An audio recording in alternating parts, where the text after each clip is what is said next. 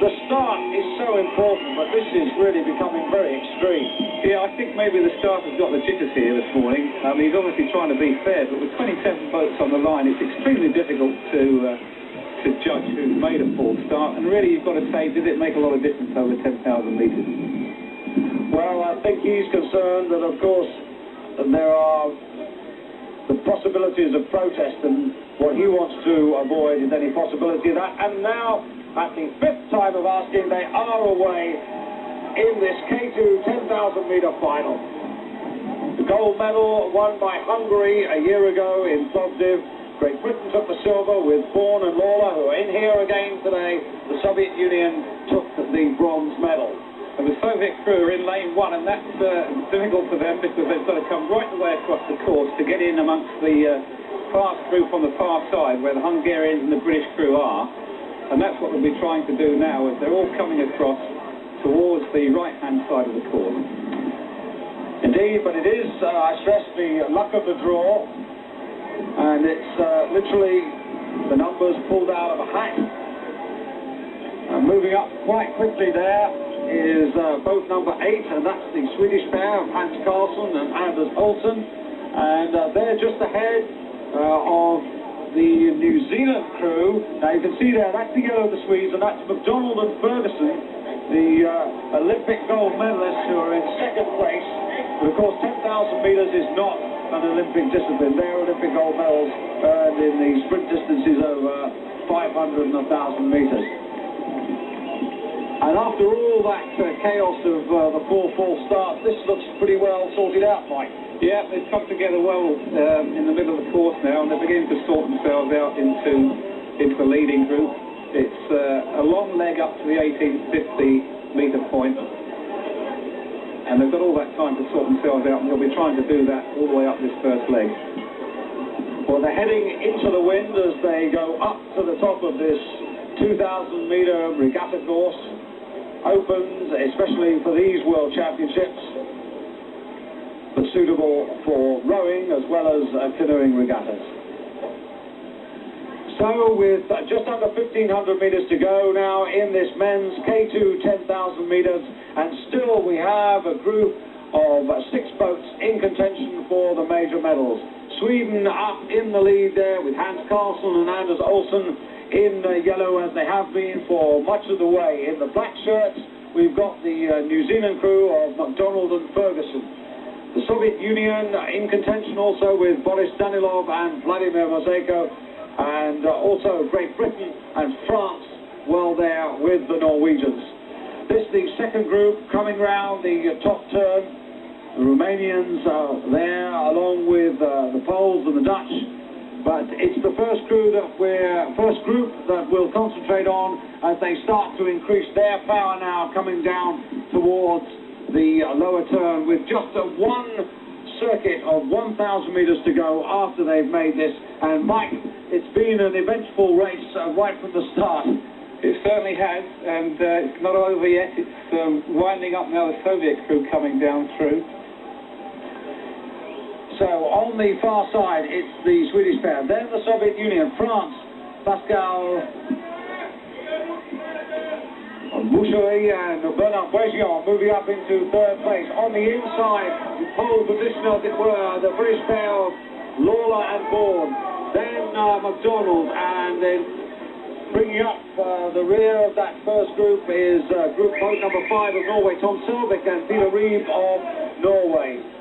So we now have 6 boats in contention for the medals as they go into the bottom turn. And this is crucial because after this there'll be only one more turn, and it's Sweden from Great Britain, the Soviet Union, then New Zealand and France, and Norway in behind. The Norwegians, who really haven't made much of a move, and Vaughan and Lawler clouting that boy. Now that really won't do them any good. No, but they're in the good position on the inside there. All the other crews have got to work hard to get round them, so it's not too critical. So here we go, we're on the final lap, and here go Lawler and Vaughan, just upping the rate here. And if they're worried about their sprint, they can't leave it any longer. They've got to go now and try and burn off the rest of these. I think you're right there, David. They really ought to be taking up the pace now. They're starting to. The group's going with them, but they're putting in a sustained effort here. So we come in with just under 750 metres to go, and it's Lawler and Vaughan of Great Britain who are ahead of in the Swedish pair in yellow shirts in the middle. On the outside here come Boris Danilov and Vladimir Mosejko for the Soviet Union. Tucked in behind the British pair are Ferguson and McDonald of New Zealand, who were 6th last year. Vaughan and Lawler were 2nd. I think it's crucial that the British don't let the New Zealanders come up on the inside of them here as they come to this last turn. And also moving up the French pair of Boucherie and Bregion. This is going to be a battle royal all the way to the end here. And still the Norwegians, in fact, are the one who have suffered from this. They have been burnt off, and so we now have a leading group of 5 kayaks here. And everybody just planning their move for this top turn. You've got to come out of this in the right position, Mike. Indeed, if they can keep that inside lane, they've got less distance to go, obviously, and they'll be in a good position for that final sprint down the last 500 metres. Vaughan and Lawler looking good, but as are the Soviets on their outside. So it's Great Britain with the bow of their kayak just ahead of the Soviets. Again, the French burst on the outside there. And McDonald and Ferguson look as if they're working a bit hard now to keep with these. Vaughan and Lawler, nice and smooth, and it's stroke for stroke, Great Britain and Russia. Coming round the top turn, and again, Lawler and Vaughan just trying to dominate there, and that was really good paddling by the British pair. Yeah, they're in the right position for this top turn. It's now a question of whether they've really got the sprint in them over this last 500.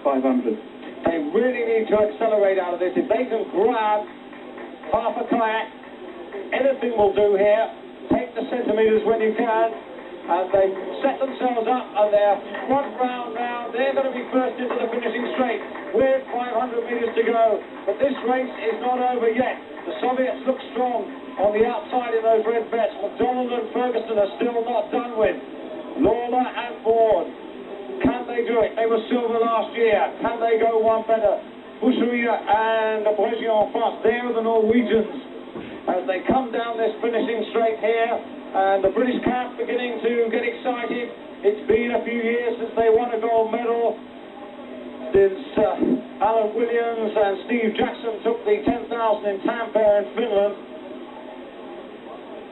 And looking back now to the second group coming round the turn, but you can see it's a big gap here. Let's concentrate now as we come down with something like 300 metres to go to the finish. And it's Lawler and Vaughan for Great Britain who are spearheading the rest of the crews.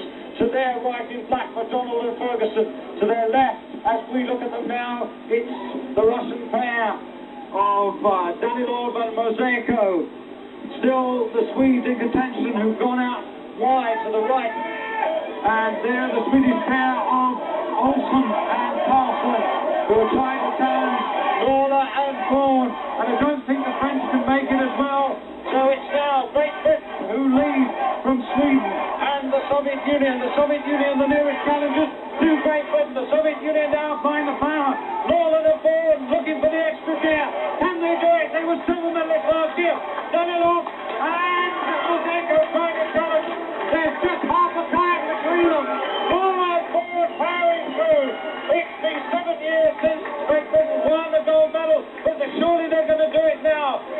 The bronze medal is being challenged for as well. It's gold surely to Great Britain. Silver perhaps to France, who come right through to challenge Sweden and the Soviet Union, and that's the photograph, but no doubt about the gold medal. Grayson Vaughan and Ivan Lawler have won Britain's first gold medal at these, the 23rd World Championships. A brilliant effort, and their race plan worked to perfection. Absolutely superb. Absolutely superb. The replay coming in here now, Mike. Yeah, the Brits are well up there. They've got it under control at last. Let's look for... Now it's second place for Arthur, between New Zealand and the Soviet crew on the inside. But yes, Rod, coming up fast is the French.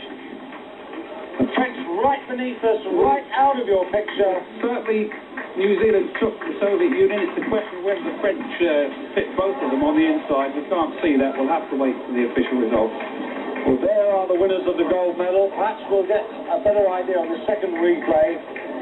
can see Vaughan and Lawler coming in there, and they take the gold medal. At the top of your screen there, it's not Sweden, it is McDonald and Ferguson of New Zealand, but it looks as if it's very close between thereabout. We're not exactly on the line there, and I wouldn't like to call that, but somebody is going to go home without a medal, and that's very unlucky. But it looks to us, certainly, that Great Britain have got the gold. We wait for the photo on the other positions. So Great Britain have their first gold medal of these championships. Grayson Vaughan and Ivan Lawler successful in a time of 39 minutes and 48 seconds in the K2 10,000 metres. Ian Ferguson and Paul McDonald of New Zealand just snatching the silver, holding off the Soviet pair by 0.22 of a second. They take home the silver, and the Soviet Union in third place.